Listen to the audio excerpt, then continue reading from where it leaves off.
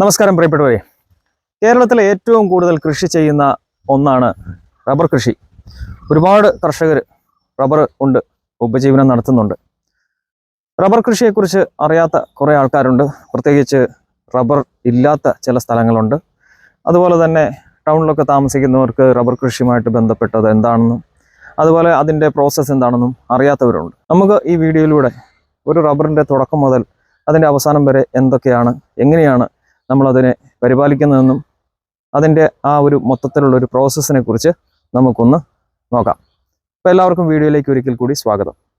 Rubber തൈകൾ വെച്ചതിന് ശേഷം 7 മുതൽ 8 വർഷം കഴിയുമ്പോഴാണ് അത് ടാപ്പ് ചെയ്യാൻ തുടങ്ങുന്നത്. അന്നേരമാണ് ആ റബ്ബർ വെട്ടാൻ പാകത്തിന് ഇതിന് വണ്ണം വെക്കുന്നത്.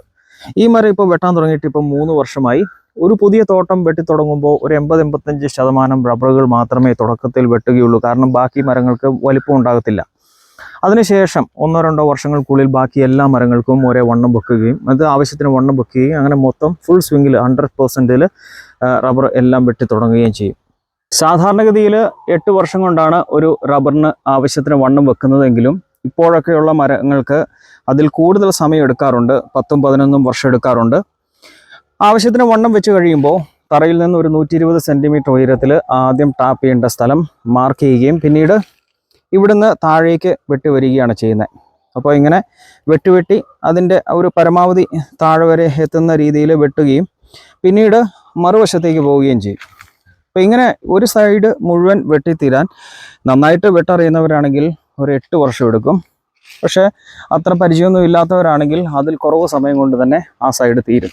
പിന്നീട് നമ്മൾ മറുവശത്തെ നല്ല തൊലിയുള്ള സ്ഥലം നോക്കി വീണ്ടും ഇതേപോലെ വെട്ടാൻ തുടങ്ങും.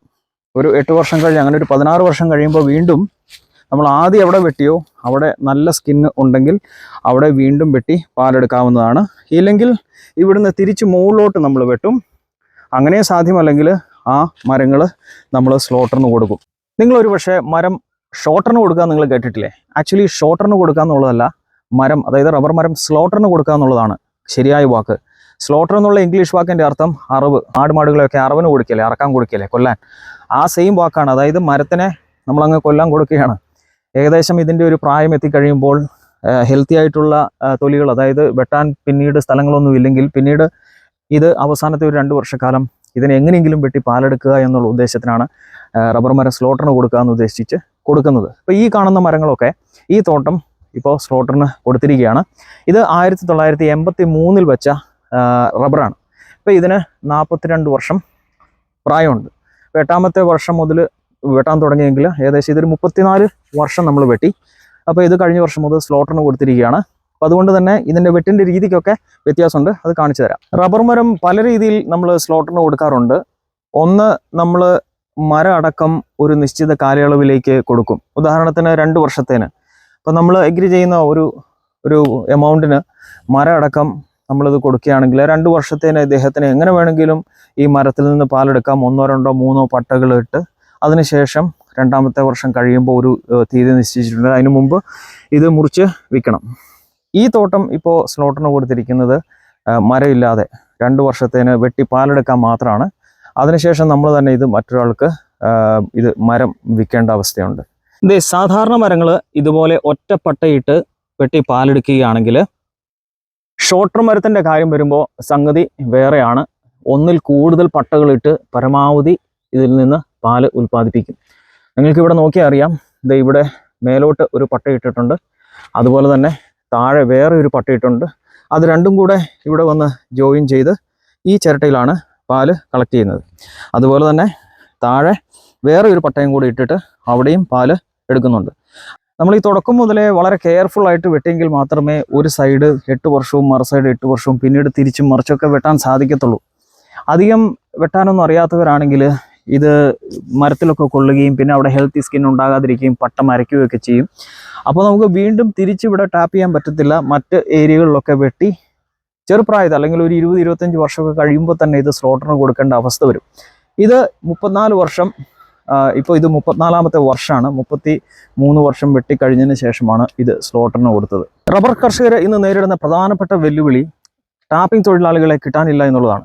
പണ്ടൊക്കെ ഈ നാട്ടിലുള്ള എല്ലാ റബ്ബറുകളും വെട്ടിക്കൊണ്ടിരുന്നത് അവരവർ തന്നെ, ഉടമകൾ തന്നെയായിരുന്നു. പിന്നീട് പലർക്കും പ്രായമായി ഇവിടുത്തെ ഭൂപ്രകൃതി അറിയാം. കുന്നും മലയുമുള്ള സ്ഥലത്ത് പ്രായമായവർക്ക് കയറി വെട്ടാനും പാലെടുത്തിറങ്ങാനൊക്കെയുള്ള ബുദ്ധിമുട്ടുണ്ട്. പ്രായാധിക്യം മൂലമുള്ള മുട്ടുവേദന, നടുവേദന അങ്ങനെയൊക്കെയുള്ള പ്രശ്നങ്ങളുള്ളൂ. അതുകൊണ്ട് തന്നെ ഇപ്പോൾ മിക്കവരും റബ്ബർ പകുതിക്കാണ്, അതായത് അതിൻ്റെ പ്രോഫിറ്റും എക്സ്പെൻസും ഷെയർ ചെയ്യുന്ന രീതിക്ക് പപ്പാതിക്ക് കൊടുക്കുക എന്ന് പറയും. അല്ലെങ്കിൽ റബ്ബർ ഒന്നിന് ഇത്ര രൂപ വെച്ച് അങ്ങനെയും വെട്ടാൻ കൊടുക്കാറുണ്ട്.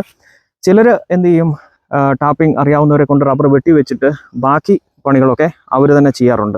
റബ്ബർ കൃഷിയിലുള്ള അധ്വാനവും അതിൽ നിന്ന് കിട്ടുന്ന വരുമാനവും തമ്മിൽ ഒത്തിരി അന്തരമുണ്ട്. ഒരുപാട് കഷ്ടപ്പാട് നിറഞ്ഞ ഒരു പണിയാണിത്. അതായത് രാവിലെ ഒരു 4 മണി 5 മണിക്കെങ്കിലും എഴുന്നേറ്റ് ഇത് വെട്ടണം. പിന്നീട് ഒരു 2 3 4 മണിക്കൂർ കഴിഞ്ഞ് ഇതിൻ്റെ പാലെടുക്കണം, അത് ഉറയൊഴിക്കണം, പിന്നീട് ഷീറ്റ് അഴിക്കണം, അത് ഉണക്കണം, പിന്നെ പുകയത്തിട്ട് ഉണക്കി എങ്കിൽ മാത്രമേ അതിന് ഏറ്റവും കൂടുതൽ ഹൈ ഗ്രേഡിലുള്ള വില കിട്ടത്തുള്ളൂ. ഈ അധ്വാനവും അതിൻ്റെ തുടക്കത്തിൽ നമ്മൾ ചിലവാക്കുന്ന കാശും ഇതെല്ലാം വെച്ച് നോക്കുമ്പോൾ ഇപ്പോഴത്തെ മാർക്കറ്റ് വിലയിൽ ഷീറ്റിന് കിട്ടുന്ന വില അപര്യാപ്തമാണ്. കർഷകർ കൂടുതൽ വില അർഹിക്കുന്നുണ്ട്. അതുകൊണ്ട് തന്നെ പുതിയ കർഷകർ റബ്ബർ മേഖലയിലേക്ക് വരുന്നില്ല. എന്നിരുന്നാലും ഈ നാടിൻ്റെ ഒരു ഭൂപ്രകൃതി അനുസരിച്ച്, പ്രത്യേകിച്ച് ഇവിടെയൊക്കെ കണ്ണൂർ ഞാനൊക്കെ ഇപ്പോൾ താമസിക്കുന്ന സ്ഥലത്തെന്ന് പറഞ്ഞാൽ ഒരുപാട് മലം, അതായത് ഫ്ലാറ്റ് ആയിട്ടുള്ള ഏരിയ കുറവാണ്, ഭയങ്കര കുന്നും മലയൊക്കെയാണ്. അവിടെ കൃഷി ചെയ്യാൻ പറ്റിയ ഏറ്റവും നല്ല ഒരു കൃഷി എന്ന് പറയുന്നത് റബ്ബർ തന്നെയാണ്. റബ്ബർ, കശുമാവ് ഒക്കെ ഉണ്ട്. പലരും കശുമാവിലേക്ക് തിരിഞ്ഞെങ്കിലും അത് മാത്രം പ്രോഫിറ്റബിൾ അല്ല. റബ്ബർ എന്ന് പറഞ്ഞാൽ ഒരു 10-40 വർഷത്തേന് നമുക്ക് അതിൽ നിന്ന് സ്ഥിരം ആദായം ലഭിക്കും. ഇപ്പോഴത്തെ ഒരു അവസ്ഥയിൽ ആദായം കിട്ടുന്നുണ്ടെങ്കിലും അത് കുറവാണെങ്കിലും വേറെ എന്തൊരു കൃഷിയേക്കാളും മെച്ചമാണെന്നാണ് പൊതുവെ റബ്ബർ കർഷകർ പറയുന്നത്. അപ്പോൾ വീഡിയോ എല്ലാവർക്കും ഇഷ്ടപ്പെട്ടു എന്ന് കരുതുന്നു. ഒരുപാട് പേർക്ക് ഇത് ഒരു പുതിയ അറിവാണ് എന്ന് വിശ്വസിക്കുന്നു. വീഡിയോ ഇഷ്ടപ്പെട്ടു കഴിഞ്ഞെന്നാൽ ഐറിഷ് ലൈഫ് ആൻഡ് ഇവൻറ്റ്സ് എന്ന യൂട്യൂബ് ചാനൽ ഒന്ന് സബ്സ്ക്രൈബ് ചെയ്യുക, കൂട്ടുകാർക്കൊക്കെ ഒന്ന് അയച്ചു കൊടുക്കുക. മറ്റൊരു നല്ല വീഡിയോയുമായിട്ട് കാണാം. എല്ലാവർക്കും ബൈ ബൈ.